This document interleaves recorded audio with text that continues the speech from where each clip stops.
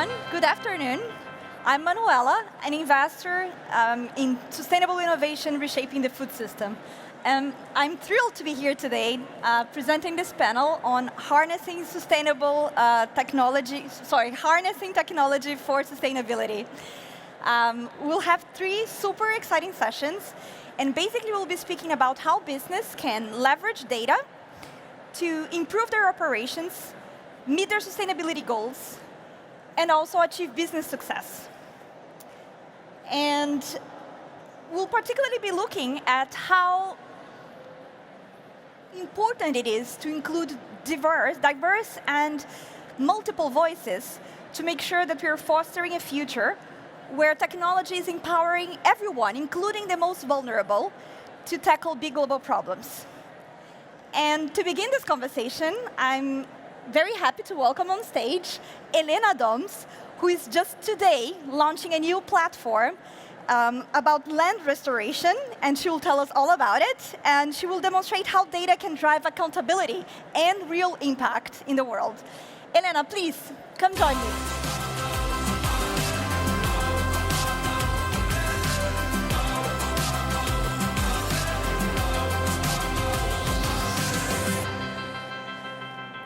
Welcome and good afternoon, Elena.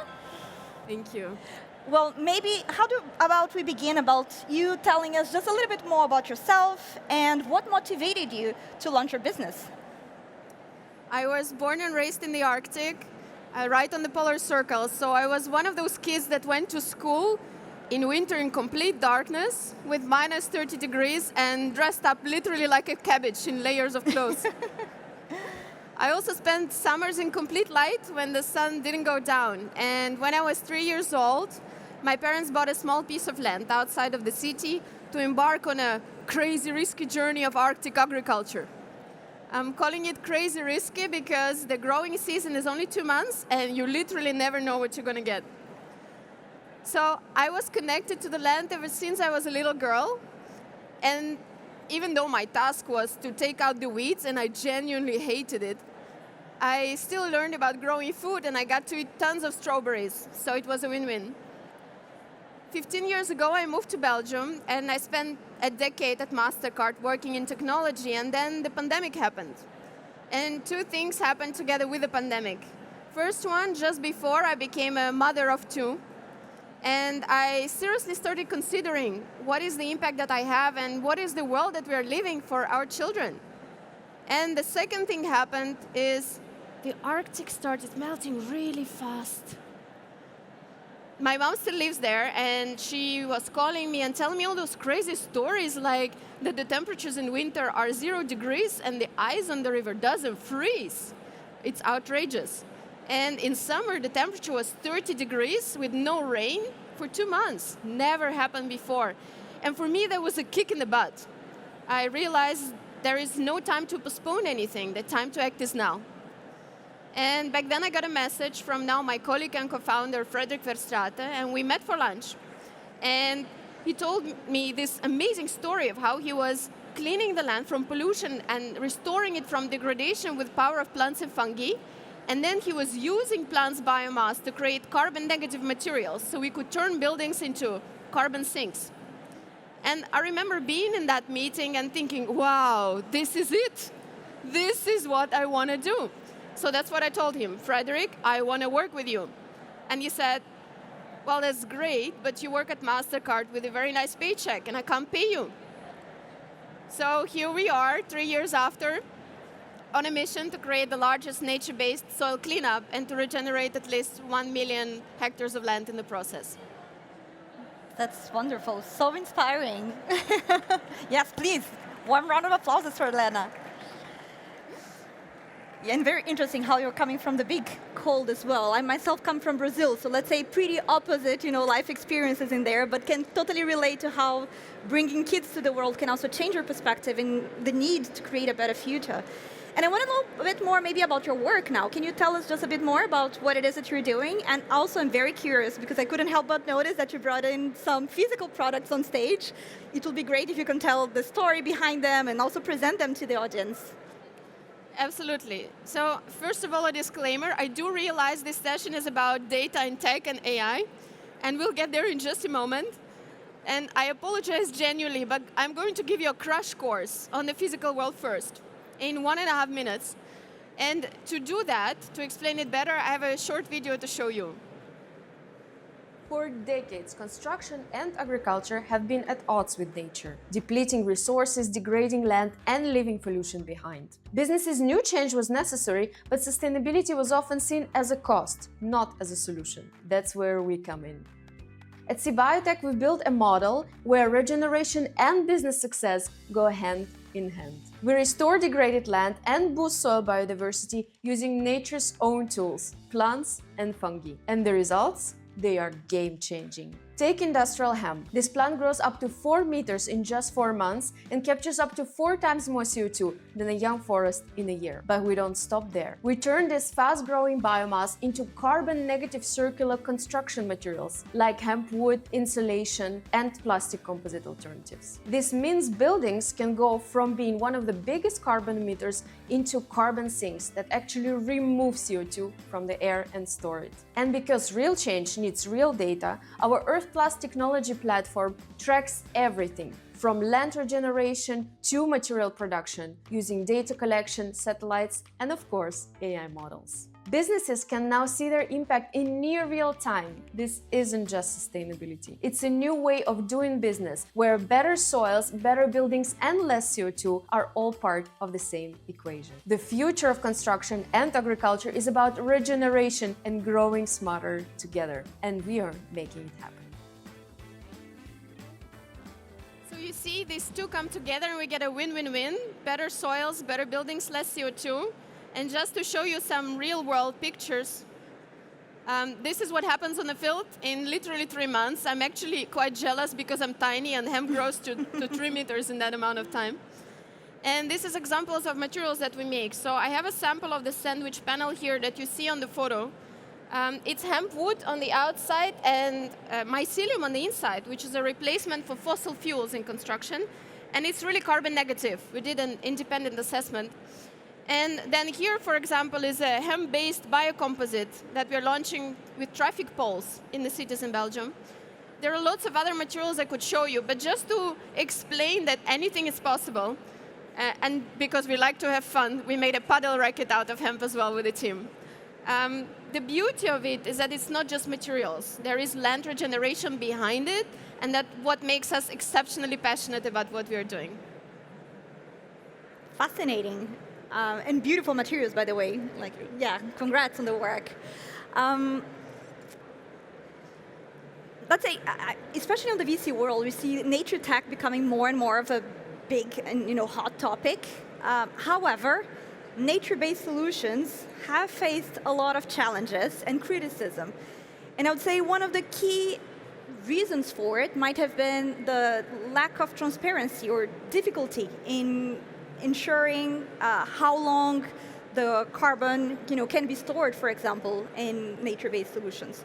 So how are you addressing that, and how your work can maybe help nature-based solutions be a sexy topic again?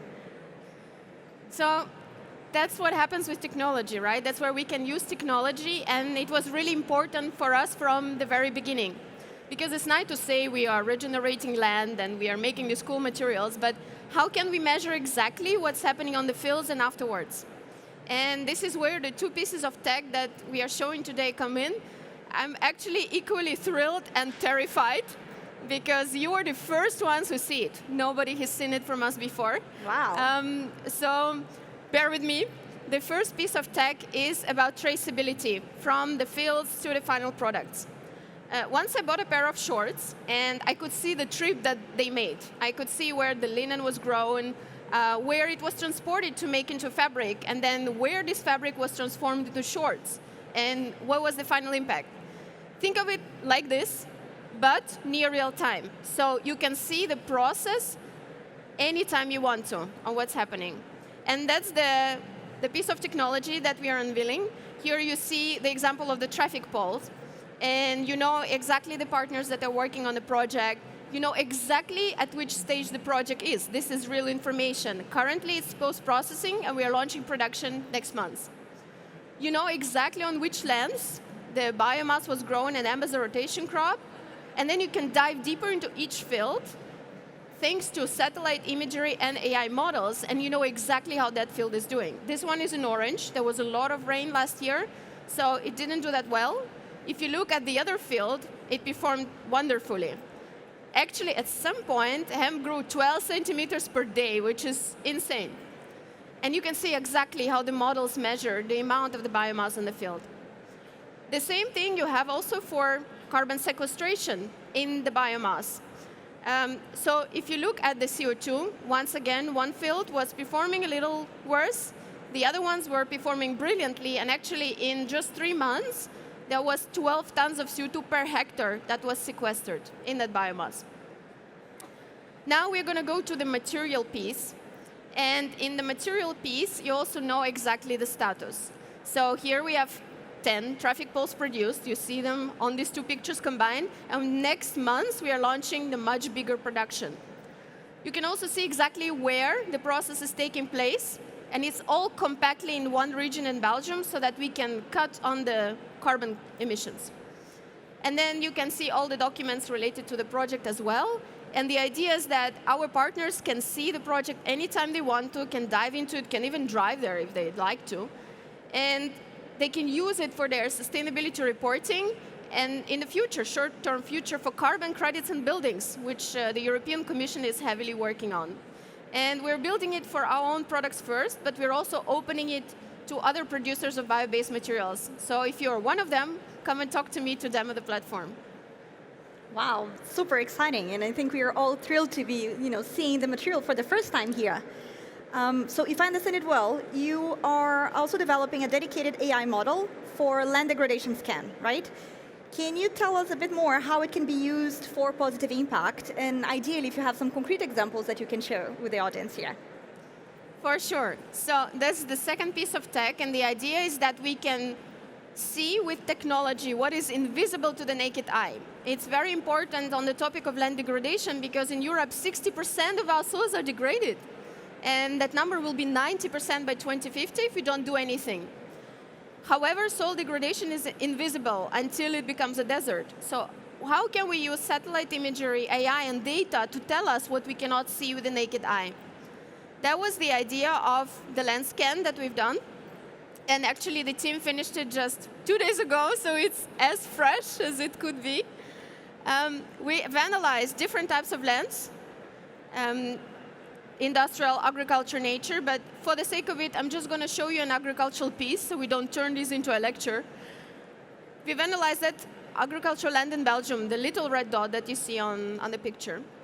And let's see what the models show us. It looks absolutely normal. First, we look above the ground.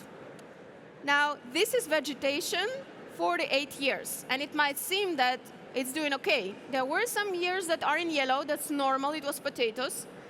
There are years in green, that's wheat, and that's hemp in the last year. However, if you look at the vegetation and the plants above the ground, over the years, here, you see there is an enormous drop. So hemp didn't offset what was happening for the rest of the year, and that was due to enormous water stress on the fields. Now, if you look at chlorophyll, and chlorophyll is the main responsible for plant growth, the more chlorophyll, the bigger the leaves, the more photosynthesis, we will see that it's dropping too. So let's see what's going on in the soil besides climate change and water stress, and what's the impact, what's the reason behind.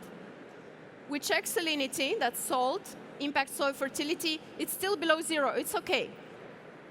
We check the soil acidity, which impacts plant nutrient uptake. And the ideal range is between 6.5 and 7.5. Now, what happens after 7.5 is plants cannot uptake nutrients effectively, and that results in the food that we eat that is also nutrient depleted. And soils and our guts are connected, so that means we don't have such healthy food as we could. Here we see a little improvement. However, we need proper land management, that we don't add additives that are with high pH. That's where we start running into issues. Soil organic carbon is quite low for this land. It's below the optimal 2.5 to 5. It's between 1.5 and 2. And that means we need regenerative agriculture practices here, like less tillage, cover crops, to restore carbon in this land. That's one of the reasons why we are not seeing vegetation going down. And this piece really shocked me. This is water erosion. So on 1 hectare of land, imagine this, we are losing 5 tons of soil every year on 1 hectare. That's cumulative loss in 7.5 hectares in 8 years. 290 tons, that's huge. That's the most nutrient soil we have, and it's just washing off, and we don't even see it. And sometimes it takes 100 years to build just 1 centimeter of soil. So imagine how critical water management is for the land. Overall, the soil degradation here is still pretty mild, and that's normal for Belgium. However, we really want to translate that into economic impact, meaning land value and land productivity. And if you look once again at the growing season, we might think things are improving. We went from red into the green in the last year. But if you look at the land productivity as a trend, in the last 8 years, it decreased by 25%. I mean, we hear this from farmers and from companies that yields are going down, but now we can really quantify it. We can really see how urgently we need to act. And that's where data and technology and AI can help us, because they can guide us into what's happening below the ground and what are the best actions to take for soil regeneration. It's better to regenerate the land when it's slightly degraded, not when it becomes a desert. Meaning we should act as fast as we can, of course. Yes. Thank you so much, Elena. Maybe you have one ask for the audience here. You can tell them, how, if they want to help you, what might it be possible for them to do, and what is it that you need. So hopefully some of them might approach you after this panel as well and offer contribution to what you're building.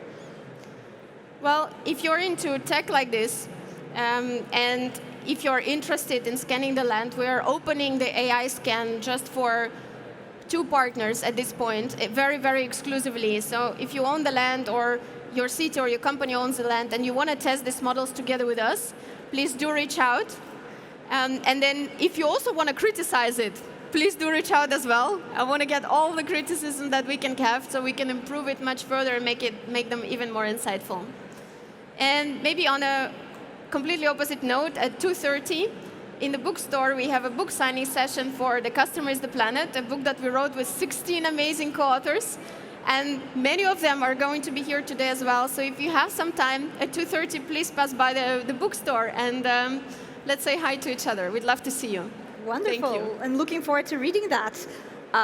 Warm round of applause for Elena. Thank you so much, Elena. Well, we'll now continue with the next session, which is going to be a panel discussing using technology and data to drive sustainability in business. That's going to be interesting. And then we will be welcoming on stage 3 amazing panelists. First, Jean-Christophe Tellier, who is the CEO of UCB. Also, Cyril Garcia. Ooh, we have music. Who is the head of Global Sustainability Services and Corporate Responsibility at Capgemini. And Gabrielle Nussbaum, who is Senior Manager of the World Resource Institute and also leader of Land and Carbon Lab and the Global Forest Watch. So really, 3 amazing people here to discuss today. And we'll be discussing how innovative technologies and data can drive better solutions across different industries, of course. And that includes health, that includes sustainability, business, environment. So welcome to the 3 of you. Thank you so much for joining me on stage. And maybe before we begin, it would be great if you can just give a quick introduction about yourselves, your organizations, and also how you see technology being used to reshape sustainability efforts in your respective industries. Ideally mentioning some examples if you can, so it makes it even more tangible for the audience here. Who wants to kickstart? Sure. Go ahead, Gabrielle. Yeah, thanks. I'm a senior manager at the World Resources Institute, which is an independent global research organization. And I work across 2 initiatives there, Global Forest Watch and Land and Carbon Lab. Global Forest Watch provides data about how forests are changing across the globe, including near real-time data. And this has been really transformative because in the past, if rangers wanted to know where deforestation was happening within their protected area, they would have to do foot patrols, which often took a long time, or helicopter surveys, which is very costly. So with this near real-time information, they're able to know exactly where deforestation may be happening and really prioritize their very limited resources to check out those alerts on the ground. And we're moving beyond forests with Landing Carbon Lab, since we've seen the power of what this data can do. Grasslands, shrublands, and savannas, for example, make up more than 50% of the Earth's land surface. So they're really important biomes and ecosystems. So with Landing Carbon Lab, we're hoping to push the bounds between what we can measure with all different types of land and land uses and the carbon fluxes associated with them. And we're also experimenting with AI as well to understand how we can move from just providing data to providing actionable insights. Awesome, thank you. Who want to go next? Well, thank you for the invitation. So my name is Jean-Christophe Tellier. I'm the CEO of UCB. I'm a physician by training, and I've been CEO of UCB for 11 years now. So UCB is a biopharma company focusing on innovation. And the first message maybe I would like to convey is that data should help us to be more oriented into the result versus segmenting the task. So what I mean about that, a pharma company, you can argue, we are here to create medicine that could help patients to have a better life. And it's true, this is what we are doing. But if we stop there, we don't really ensuring that all the patients that needs our drug can get the impact of that and can get the benefit of the drug. So I think that data technology, AI in the future may help us to better focus on the result in a more integrated way. And that may be something that I would like to convey also, which is how to make sure that we understand the different contribution to produce the result that we want to produce. A physician without a medicine has much less impact, but a medicine without a physician have no impact also, right? So how to create an environment where we can support the idea that we are working together to provide the best outcome possible. And of course, data is very helpful for that, 100%. right? And if you want an example, maybe to quickly close with one, we have one experience in the UK where we are losing a platform to try to facilitate the connection with patients and physicians and optimize the outcome, reduce the numbers of consultation, facilitate the dialogue, making sure that the time is better used, right? We have thousands of users right now, but it cannot work if it's just us putting the platform available, if the patients are not engaged and wanted to do it, if the physician don't see the value for them, if the environment, payers, regulators, NHS in the case of England, even if NHS doesn't exist anymore, can have and see the value of that. So that's how I see data in our business moving forward. Thank you. Wonderful, bringing everyone together makes total sense. Cyril, maybe you want to jump in. Yes, I'm the happy member of a startup born in Grenoble 60 years ago called Capgemini. So maybe we attended a Change Now session in Grenoble in 1967 and met some investors. But in the recent 10 years, no, I'm just joking. In the last 10 years, we have seen the society becoming so greedy about technology. And our former CEO, Paul Hermelin, who had a very strong political fiber, asked us and asked me, but what can we do with all the assets that we have in technology? What can we do for the society? And I said, but Paul, it's in front of us. It's about employment, it's about healthcare, it's about energy transition. We are already in there. So we decided to accelerate on that front. And today we are, our mission is really to advise and scale up, basically, innovation, new ideas, new product, new services. And the horizon that we are working for now is really about climate tech. is really about leverage impact of AI to make all the new energies available, to make sure that with Jean-Claude, AI will have a strong impact and a positive impact on healthcare, and we'll come back on that. Wonderful. Maybe already coming back with you then, and maybe Jean-Christophe would like to add something to it as well, but if you were to write a guide, because I know that you support a lot of business, but if you were to write a guide for them right now, telling them how to understand sustainability tech, to improve accountability and transparency in what they're doing, what would be like the rule number one? What would you recommend to them? This is for me, the Go first ahead. tough question. So to be very blunt, I would say leave room for bottom-up initiatives. I mean, honestly, we would not be here in Change Now today, and we are partners for the last 7 years, without a community of young consultants who met Kevin and said, okay, there's something going on. So I think, okay, it goes with control and guidance, but if you don't have this spontaneity in your organization, well, the future is not guaranteed at all. And then the second element, but it took time to make it really, I would say, credible and real, is this idea of ecosystem. Build ecosystem and trust ecosystem, and it takes time. But those two elements, it's very pragmatic what I'm saying, but really leave room for initiative, bottom-up initiatives, and be curious about it. And the second element is definitely you cannot walk alone, so you need absolutely ecosystem. Wonderful, couldn't agree more. Jean-Christophe, do you want to build on that? No, I think, or maybe the only one thing I would add is that in our line of business, what we are struggling with is fragmentation of data.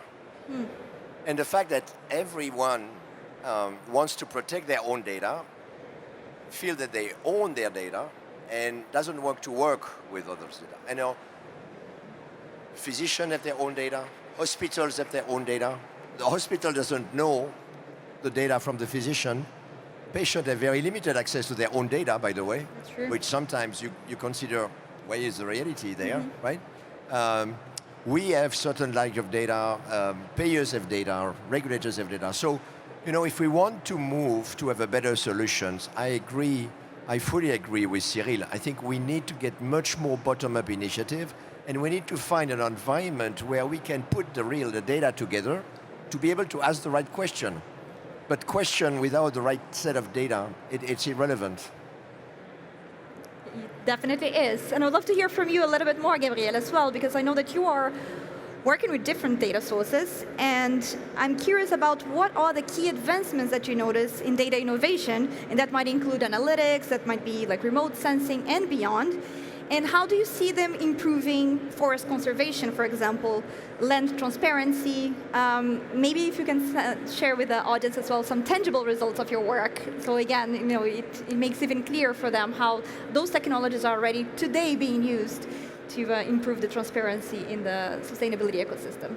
Yeah, so I think I already mentioned near real-time alerts and how transformative they've been, and we've had these for a while, so we've been able to see some real tangible results from these alerts. Our partners at Rainforest Foundation conducted a study, and they found that indigenous leaders who actively monitor areas using these satellite-based alerts on Global Forest Watch have decreased illegal deforestation by more than 50% in a year. We've seen Global Forest Watch being used in legal proceedings. In the DRC, a militia leader was convicted for exploiting a national park using this data. We've also seen it being used by the corporate sector. In Brazil, an international food retailer using Global Forest Watch data was able to identify and suspend 177 beef retailers who were found non-compliant with zero deforestation sourcing policies. So we've seen a really big tangible impact with having this data available. And we're working on innovating to expand this even more, right? So last year, in partnership with University of Maryland and NASA's APRA program, we have expanded alerts, so they are now available for all vegetation, our vegetation disturbance alerts across the globe. We can now see where all different types of vegetation, including forests, are being disturbed or converted, and we're working on understanding what the drivers of these look like. We're also hoping to understand and push the bounds of what we can measure in terms of restoration as well. We've worked using AI and models on a 1 meter canopy map. So we're hoping that we can eventually move that to understand how trees are growing, right, and seeing how canopy changes. We're working on understanding where individual trees are outside of forests as well and where they're being lost. So there's a lot of innovation happening, yeah, so it's really exciting, and we hope to see some more tangible results with these new data sources as well. Wonderful, and I love that you gave a number of different examples and many use cases where data can actually be super helpful in understanding the forest and then actually used to improve the state of the world. So thank you for that. I'd love to hear maybe a little bit more from you, Jean-Christophe, because you mentioned something about the different actors today that are also using the data, right, in your line of work. And one key aspect, I think, when we think about AI or data analytics, data collection in general, is the human element, right? So maybe if you could tell us a bit more about how important it is to integrate different voices and perspectives when we're thinking about data. No, it's a very good point. It's a great question. And it's required a huge change management. Because if you think about healthcare, the importance of data and digitalizations and AI in the environment of healthcare, I feel, we are relatively lagging behind others industry. We have changed already much earlier. Because, once again, patients are all over the place, of course. Physician, private offices. If you go to the physicians today, I'm not sure you will see a lot of difference from the last 10 years, right? It's just starting, right? And so it takes some time. The human element is a lot of importance there. The other piece is how to make the evolution of the system by itself, because AI and data by nature need to change the system on how we address healthcare and how we want to invest in health. And one of the beauty, I feel, of data moving forward is it should help to reduce the waste that we have currently in the system and improve the ability to provide the best solution for each person individually. But before going into this individual improvement, we need a few things needs to change. First, making sure that the different actors and stakeholders talk more to each other versus what it is today. And data can help to that, but there is still this human ability to do it. Two is making sure that all of the different actors are really converging to the best and the same outcome, which is not the case really today, right? Not necessarily, right? So how to ensure that we get more transparency, more exchange of data, more ability to understand them. And then finally, all of that needs to be done in an environment that respects the data of each individual. There is a lot of threats today, particularly in health. Yeah. Because you don't want your data in health to be shared, to be somewhere you don't control anymore. Of course, data privacy is super exactly. important. So the question of the privacy, the question of understanding where it goes. So the technology is there to anonymize data, to create data lakes, to put different data together. But I feel that it's not known, it's not tested enough, and there is not the willingness to do that. To illustrate that, when you have a patient suffering, a person suffering from a severe chronic disease, and if you ask this person, would you be ready to share your data in order to improve the quality of your health? I have never heard someone say no to that. But the way to get there is no real solutions today. Regulations are made to protect, but education is not really there. To get the consent of a patient or usage of the data, you need to make sure that the patient will understand what does it mean. That's true. And this is a very important component of it. I'm sure after hearing you here, many more of us might be a little bit more open to sharing the data, knowing that it's potentially being used transparently and for a greater good, right? Advancing health outcomes and whatnot. But I couldn't agree more that it's super important to bring on board multiple stakeholders, different voices. That's the only way to have a technology that is actually helping everyone. Kind of in the similar, in the similar space of bringing different voices together, I would love to hear from you, Gabrielle, as well, because I do know that you worked with different groups to reshape the solutions with Global Forest Watch and Carbon Lab as well. So maybe if you can tell us a bit more how you've been doing that. Yeah, I really liked Jean-Christophe's point about the ground-up approach, and I think that's really important, and it's something that we really strive for, right? We really want to ensure that we're incorporating local voices into everything that we're doing, into our data, into our tech, and we're really striving to build powerful technology, but that are grounded in the realities of the people who use them. So that means starting with user research, right? Really engaging who we're hoping to affect, understanding priorities, understanding constraints, understanding the decisions that need to be made and at which points and what kinds of input data need to go into those decisions, right? And also adapting our technologies to those evolving realities of those people. So adapting interfaces, understanding languages, understanding capacity. We try to work with local partners and regional partners as much as possible to co-develop any support materials. And it's not a one-time thing, it's an ongoing engagement, right? Because the people closest to the problem, if they can't use the solution or won't use the solution, then it's not really a solution, right? So we really strive to ensure that we always keep in mind who needs and who actually are those change makers and how can we support them with our data. Yeah, a tool that isn't used is useless, right? So in order for it to be helpful, you have absolutely to make sure that from the beginning, from the user design and talking to the communities, that they're going to be actually helpful. Great insights. Thanks for sharing. And then it would be great to hear a bit more from the three of you, actually, about the ethical considerations and how they come into play when using data to make decisions that impact environment and people. If you want to jump in and come on, Cyril. I mean, when you have been through so many technological innovations, there's a fundamental point, which is the culture. Culture means not working in silos. Culture means there are communities.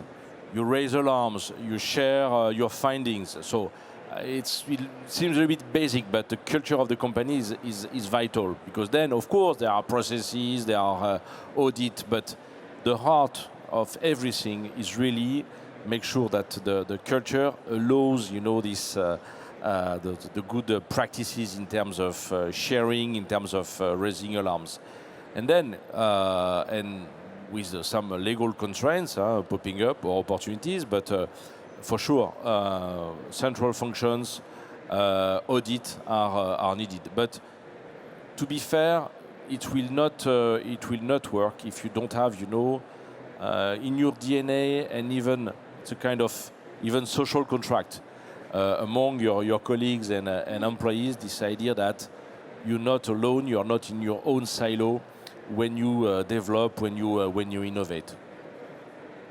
100%. Well, maybe just two quick points to close on this subject. Data will, of course, create a different environment, and AI also. So keep the ethical component of it, in particularly healthcare, is very important. And the ethical part of it is just remember we are doing that in the end to provide a better health for a person.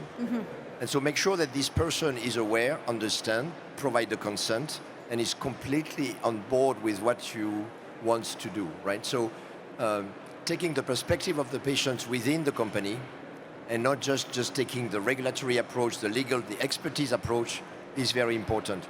The second element, it's just a belief, but health should be an investment and not a cost. And today, if you start this conversation, we need to reduce the cost of health, you will never improve the outcome. But if you start with health is an investment, because better health means better society, means better citizen, better people, being able to contribute more. Then how to get a better health? You start to collaborate, you start to cooperate.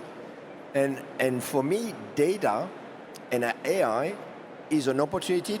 It may be counterintuitive, but it's an opportunity to bring more human into solving problems that we have today, but bring human at the right level, not to solve the task, but really to focus on the outcome. That makes sense. Thinking already about prevention, thinking about longevity, thinking about how you think of health really as an investment and not just as a sickness and cost. Super interesting. Gabrielle, maybe from the sustainability, like environmental perspective. Absolutely. So I think one big ethical consideration is understanding the context. Data is a great tool. It can also be dangerous if used improperly. And I think back to the incorporating local voices, local communities that the data affects need to have a say in how it's applied, right? Because data can be used to remove local people from their homes if applied incorrectly. It could be used to take away land tenure rights. So ensuring that those voices and local context and local knowledge is part of how we're understanding and applying data is a big consideration. And I think another really massive consideration is access and information. There was a point made about data existing in silos. Open data is so important to give voices to many people who often don't have access to it. And if the most resourced and largest organizations are the only one that have access to it, then all the small local organizations are stuck behind paywalls. And that could be really dangerous. It can reinforce existing power imbalances. So, all of our data, we're a nonprofit, we're an NGO, so our data is open, free, our code's open source, and we really encourage others to be able to open up their data to empower others. And I think there's also a role for AI as well to be more inclusive with data so that it's not only in the hands of data scientists or data analysts. AI can really help people as an opportunity to make sense of data as well. So it's a big opportunity there and something to take into consideration. Wonderful. So thinking about the data culture, understanding the implications and the use cases for data and the outcome, as well as in understanding the data access to imply that you have thought about the key ethical aspects of integrating data into your business. Wonderful. I want to hear from you, Cyril, as well about how the role of AI in particular and how it is accelerating sustainability efforts today and what challenges that come to mind. So what are, of course, the key opportunities that AI bring and the challenges that might come along with it when implementing AI at scale? I like this big question with a big smile and answer in 20 seconds. It's great, it's Friday. Okay, so first, I should not smile about it because it's very serious. I mean, AI and energy dominance are part of the new power play. What I mean by that, it's a challenge in terms of sovereignty. And what it is at stake in the midterm is really sovereignty. So we should be aware of the impact of on sustainability, on water use of GenAI. By the way, we work on it. We have developed a tool to assess with the l'école normale supérieure to assess the impact on water and electricity of GenAI. But, so let's not be genuine, but still the power of calculation of AI is fantastic. And in energy efficiency, in simulation, and in the definition of new infrastructure, construction of new infrastructure, it will be a fantastic tool for the future. But to come to Jean-Christophe, in the short term, we really place a bet in life sciences because what we see today is that the impact of AI, as we speak, it's happening. Jean-Christophe, the impact on clinical trials is massive. So we should probably, by the end of this year, have fantastic outcomes thanks to the use of AI.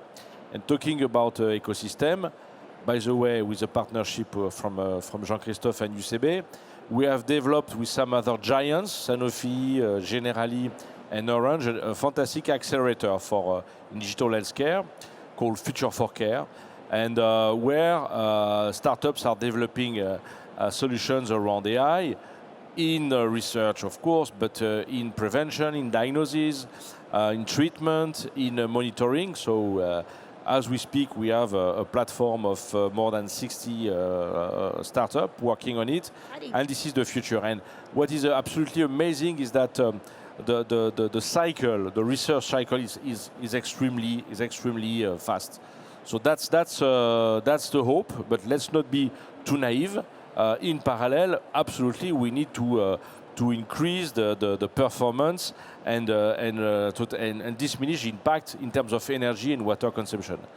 So those are the two streams that we need to work in parallel. But again, first, very concrete impact in healthcare and life sciences. Super important, and it's good that we thought about potential risks as well. But maybe to end the panel on a positive note, I'd like to hear one phrase from each of you.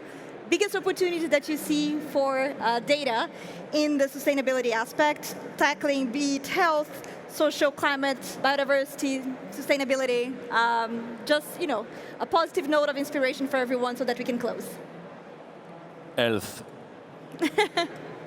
I do agree. I think it's a great opportunity to provide a better health for everyone.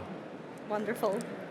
Yeah, and AI really has a potential to remove a lot of barriers, and there are potentially some risks, but I think it's something we should really look into. And would also like to mention that we have a booth in the back if anyone's interested in learning more in the biodiversity section. Fantastic. So good invitation for people to come by and learn a bit more from you. Gabrielle, Cyril, Jean-Christophe, thank you so much for joining me for this conversation, and I hope you have an amazing afternoon. Thank you. Applauses for those panelists. Thank you very much. Thank you. Thank you. Thank you for the smile. Thank you very much. So, continuing for the last part of this session, I'm very glad to welcome on stage Kat Bruce. She's one of the founders of NatureMetrics, which I'm sure many of you might have heard of. Please, Kat, come on stage. So good to see you in person. She will be telling us all about her journey and very interesting insights into biodiversity monitoring at scale, and also why it's important to collect not only the ecological data, but something that we've mentioned before, the voices of local communities, and integrate all that into the same narrative to ensure that tech serves both nature, but also the people that protect those landscapes. So super excited to be with you here this afternoon, Kat. And maybe just to kick off this conversation, you can tell us a bit about your journey before co-founding NatureMetrics. Why did you start that initiative? And maybe was there any aha moment for you, to bring that to life? Sure. It's so great to be here. Thanks so much. To me, this still all just feels like a big accident. I never ever set out to be like a tech founder or to be in this world. I was a biodiversity scientist and a conservationist, and I went to do a PhD really with the aim of going to work in the Amazon on community-led conservation. And during my PhD, we started using these tools for generating data on biodiversity. So the big development that had happened was that DNA sequencing technology had gone from just being able to take one organism and get one sequence to being able to take a big mixture of thousands of organisms and get millions of sequences and enable you to really sort of get a cross-section of diversity. So we started using these tools, and I think that was it was a three-part aha moment, probably. Firstly, we replicated one of the other PhD students' PhDs in about 5 weeks with our data. So they were looking at restoring heathland and collecting invertebrates and insects to see which method of doing the restoration was effective. They would spend 1 month collecting, and then 11 months identifying just the beetles, the spiders, and the ants from these samples. Wow. We took all of their samples, blitzed them all up in a food processor, and sequenced the DNA, and had the data of everything that was in all of the samples within just a few weeks. And the amount of power that that gave to be able to see the changes and to really understand sort of what's working, what's different in a fine scale way was quite astonishing. Then writing up my PhD, I realized, I read a paper, there was all of the conservation organizations in the UK had got together to sort of say something about the state of nature in the UK. And there were the big headlines about decline of nature, 60% of nature in decline. And then there was this little heading underneath that said, we actually only have quantitative trends for 5% of species in the UK. And the UK has very few species and a lot of ecologists. So that's the status in the UK. Imagine what's going on in the rest of the world. And then everyone was publishing papers and saying, these tools are going to change the world of environmental management, and then going to write their next paper. So no one was actually making it available for the people doing the environmental management. So that was really where we stepped in, and we thought, look, we need to take these tools outside of the academic research world and put them in the hands of people who are doing conservation, doing management, and are responsible for not damaging the world too much. And so we did that, and I went out and said to investors, we're going to revolutionize the scale of biodiversity monitoring in 2015. And they were like, what? What's biodiversity, and why would anyone pay to know anything about it? It's just people's hobbies. But what they were interested in was big data. And so I think the thing that I was able to tap into was saying, look, biodiversity is a classic big data problem.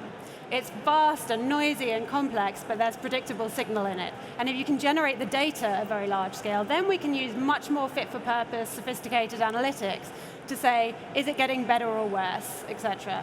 And so that's really where we are now. It's taken longer than I expected, but thank goodness we have sort of the revolution of AI and things that's helping us do that. Sounds like a super exciting journey, and I'm curious. You mentioned, of course, that you already managed to collect a lot of data compared to what is already out there before NatureMetrics. But why is data so important to begin with? Maybe if you can share a bit more of how big of a difference that can make. Yeah. So. For us, the biggest thing about data is ultimately accountability. So it's making sure, if we're making claims or setting requirements for impact on nature, whether it's positive or negative impact, that those are actually backed up, and we can see whether goals are being achieved. Data on its own, if you just make loads of data and stick it out there, don't be surprised if it doesn't change anything. Like, data on its own does not change. In order for data to make change, it has to be communicated effectively, and it actually has to be communicated and packaged differently for different sets of stakeholders, because we all have different points of interaction with the natural world. Some of us are very close to it, some of us are further away. So for me, there's three things that data can do for us that makes it really transformative. And if you can get it doing all three things at the same time, then you're winning. So the first is actually just data for storytelling. So tell stories about what's there to inspire and to drive action. So that's often about just, what species is it? Which species is it that are being protected or that are being lost? What's here? What's not there? How can we use that to create great content that gets investors or anybody involved and interested and more likely to take action? The second thing is data for informing management. So it's all very well to say, we generally know often sort of what we need to do, but when it comes to actually doing it, actually doing restoration or actually doing conservation, it's really complex, and we need that feedback to understand, are the things that we're doing actually working? And if they're not actually working, in what way, and what can we do to improve them? So it's about optimizing outcomes and avoiding spending a long time and a lot of money doing things that don't work, because we can get that feedback and iteration optimized. And then the third thing is the reporting and the accountability. So it's taking that complex data, turning it into a set of simple, easy to understand metrics that tell us, are we on track? Are we doing the right things? But crucially for me, those should be connected to the real data on the ground that's also driving our sort of direct interaction with the land. If we actually want to change things for nature, I think we're increasingly realizing it's a matter of really radical collaboration and between stakeholders who have no history of working together, very little trust, and no shared common language. Like, you're literally talking everybody from ecologists and local communities all the way through to pension funds Wow. and corporates, and Very different players. exactly, and there's not a lot of trust, and that's stopping the money from getting to the ground, and it's stopping the action from happening. So if we get this right, the data itself can become like a common language that all of those different stakeholders can coalesce around, and it's packaged and used in different ways at different levels, but you know that it's all connected and you're working from the same information. Wonderful. So if I understood it correctly, it's data as a storytelling tool that also is catered to the audience that it's serving. Yeah. Within a system of feedback loop that also improves the system. So it's not just data for the sake of data, but informing management decisions, informing decision making. Okay, super interesting. And then if you were to say what's the biggest misconception that people have, especially when it comes to biodiversity data, what would that be? Two sides of the same coin. So I hear pretty much equally often the argument that we don't have enough data, so we can't do anything until we've got the data. Paralysis. We've already got all the data we're ever going to need. We don't need to invest in getting any more data.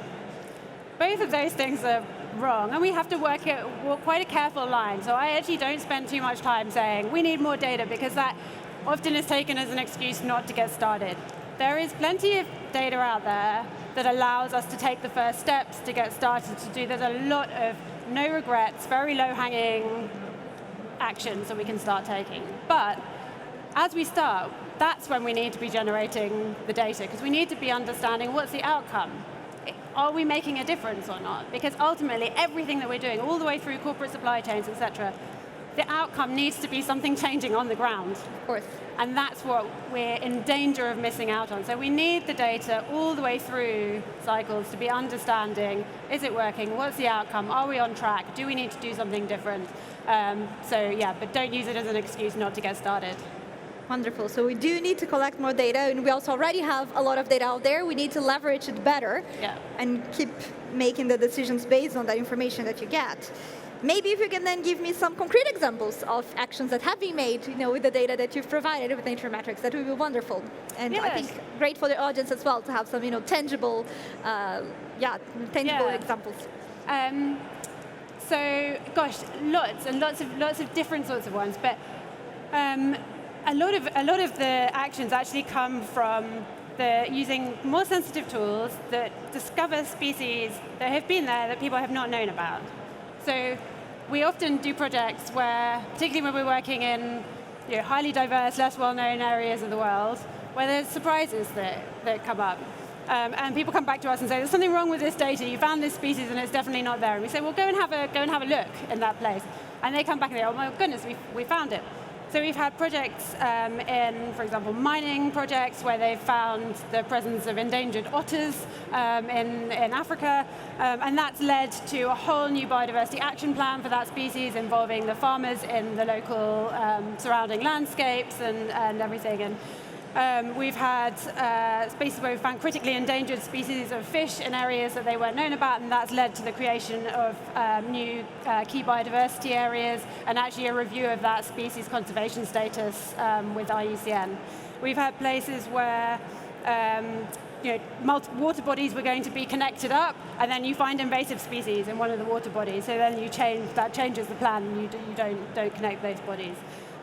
So there's lots of different things, and then some of it is about understanding if we're going to make a change in management, for example, in regenerative agriculture, if we're going to implement this type of management, is there a good enough evidence base that has nature positive outcomes?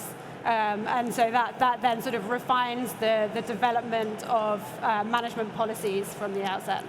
Wonderful, and great examples in very diverse areas, right? From fisheries and aquaculture all the way to forests and lands.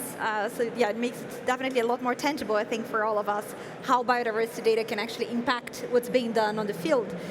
Can you give a bit more of a understanding of where things are, like the state of the art, let's say, in terms of the scalability and accessibility of some of the tools, especially like tech tools that are used today to collect the data? And I'm thinking like eDNA, remote sensing, AI, like where is it right now? And what do you think is the next phase of those technologies? Yeah, so my background is the eDNA, so the environmental DNA, so DNA sequencing And we take DNA from water, from soil, and also from the air. It's incredibly powerful at generating huge amounts of species data, but it does rely on people going to the ground, which itself is a limitation in terms of scalability, and there are costs associated with it, and that makes it less accessible for some organizations. So when we're thinking about accessibility and scalability of these tools, I like to think about it both in terms of sort of a horizontal perspective and a vertical perspective. So when you're thinking about it from a horizontal perspective, it's like, how can we scale this up across very large landscapes, or even at a national level, and make it affordable enough to be put into the hands of the people who most need that information? And that's really about linking together these different tools, right? So everything is coming together really nicely all at the same time, which is great. So we can generate large amounts of data on the ground. We can link that to remote sensing and satellite information. And we can use AI then to fill in the gaps and be predictive. So now what we're doing a lot of when we're working in large landscapes is saying, right, initially, you need to do a decent amount of sampling, but you use that to build a model that you can then use based on the remote sensing going forward with a very low level of monitoring. And that brings the cost down hugely, and it makes it applicable even in the places where you can't go to the land. The other thing is the vertical integration, which is going, right, a lot of companies, they're at a very early stage in their nature journey. They are not at the point yet where they are going to the land to take samples to know what species are there. A lot of the time they don't even know where their sites are, so there's work to be done in between, right? So that's really about them building a pathway and a journey for businesses, starting right at the top with the scoping, with the LEAP assessments, with understanding what are your biodiversity risks, where are your high priority sites, and then from there building the tools that allow you to look at the sites without going to them, using the remote sensing, coming up with some of the habitat metrics, and then using that to plan a long-term monitoring strategy that integrates some on-the-ground monitoring where it's most important. So that's sort of, we're doing both of those things at the moment in terms of the horizontal and the vertical accessibility. Super interesting. It's becoming then more and more granular, right? As you go and see it more as a journey rather than like a one single point in time. Or you look at the biodiversity and make an action and take a decision. So it's more like over time, deepening the degree of and level of information that you have. Wonderful. I'm curious also about the data as a storytelling aspect, because we just mentioned like for the business how it might apply, but one element that we mentioned in the beginning, and I think the previous panel also discussed, is how to integrate local voices or diverse voices into the understanding of data and technology.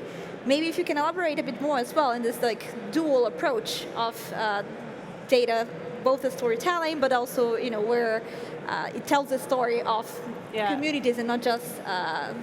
I mean, it's a huge topic area, and I think it's something that actually just quite recently I've really seen this convergence of approaching science and storytelling together, and that is awesome. But sometimes there's a bit of a dichotomy. The data itself and the science itself is a way of storytelling, right? And if we want to cut through to anyone, anywhere, stories is what cuts through, right? But in some places, the story needs to be a data-driven story. So part of this is saying, how do we communicate our data in a way that is relevant and informative for the stakeholder that it needs to use it? So I think that scientists are storytellers, data is story potential.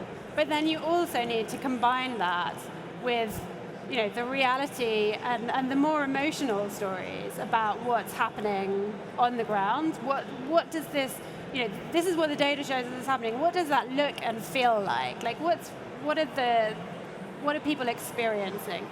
And I think that more and more over the next few years, we're going to be seeing those things coming together to influence people at all levels. So for me, I've spent a long time in science, and I'm now sort of starting to transition actually more into the storytelling side. Oh, great. Maybe you can tell us the example then of what it is that you're now focusing on. It all started with a rowing expedition where I got involved in this initiative, which was taking groups of crazy people, basically, who wanted to do big challenges. And this particular one was rowing non-stop around Great Britain. It's about 3,000 miles in some of the hardest, most sort of tidal waters in the world. But they wanted to give it some purpose, so they had these 3 boats, 6 people per boat, and they modified them with a group of really amazing technology partners to build in environmental data collection into the boat. So they put in microplastics sampling, sea surface temperature. They've got a microphone in the rudder so you can get underwater sound, both for sound pollution and also for wildlife. And then they thought, right, what we really need on here is environmental DNA. So they came to us. I used to be a rower, one way or another. They wanted a discount, and I ended up in the boat. And I've never quite been able to disentangle those things. So I ended up rowing around Britain with a crew of 5 enormous men, collecting data on the ocean and the health of the ocean, and actually, taking advantage of these crazy people to get data that would be super expensive to get at that scale, and to do it every year, right? So it is an amazing data set that's building up. But what I found when we came back was that the story we told and the narrative we had was a very negative one, because we were saying we've got to collect all of this data because of all of these terrible things that are happening in the ocean. And that is true, and we need to keep telling that story. But I knew from my work at NatureMetrics that we were working with projects right the way around the coast that were restoring and regenerating and showing that you could turn things around, and you can turn them around quite fast. And I was like, damn, those are the stories that we should have been telling. So together with some nature tech friends, we put together a new crew last year, which is a crew of all women working in nature and climate. And we did it again, partly to collect another data set, but primarily to tell the stories about what's actually happening around the coast, to give people something that you can latch onto, you can do something about, you can get involved with, you can be inspired by, because that's what actually drives people to take action. The expedition itself didn't go entirely to plan because, hey, climate change, there was like storm after storm after storm, and the prevailing wind from the southwest never came. So we didn't get all the way around by sea, but we actually ended up doing the rest by land and spending time with the communities.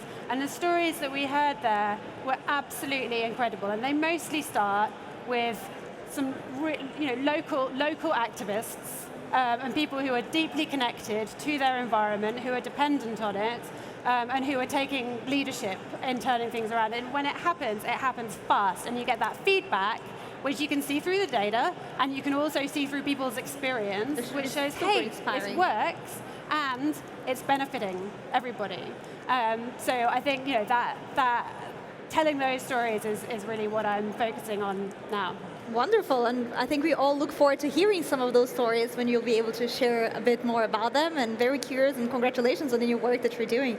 Maybe to close the conversation, do you have one bold action that you recommend for especially the business leader here would take when leaving the session today? I think that, look, biodiversity is complex. There's no getting away from that. And we shouldn't get away from that, because if we try and oversimplify things, then actually we don't have any impact. But there are tools and solutions out there. There are a lot of people who know how to make a difference for nature, engage properly, accept that there will be monitoring involved, there will be a need to report and to understand where your impacts are and what they are, and that needs to lead, if you're going to make changes at an organizational level, that has to translate into real changes on the ground. And to do that, it means working in partnership with many different sorts of organizations. But take the first step, because there are pathways now that are very easy to get started on, and will take you through the journey to get more complex as you need to. Wonderful. So please, everyone, start looking into all sources of data, biodiversity included, after leaving there today. Thank you so much, Kat, for all the great insights. Please, a warm round of applause for Kat as well, so that we can close this super exciting session. Thank you so much. Thanks. And thank you, everyone who stayed with us until the end. Super great to discuss how data can be harnessed for sustainability, for the good, in so many different industries, for biodiversity, environmental, health, business, energy. So really, thank you, everyone, and I hope you have an amazing rest of your afternoon. Bye-bye.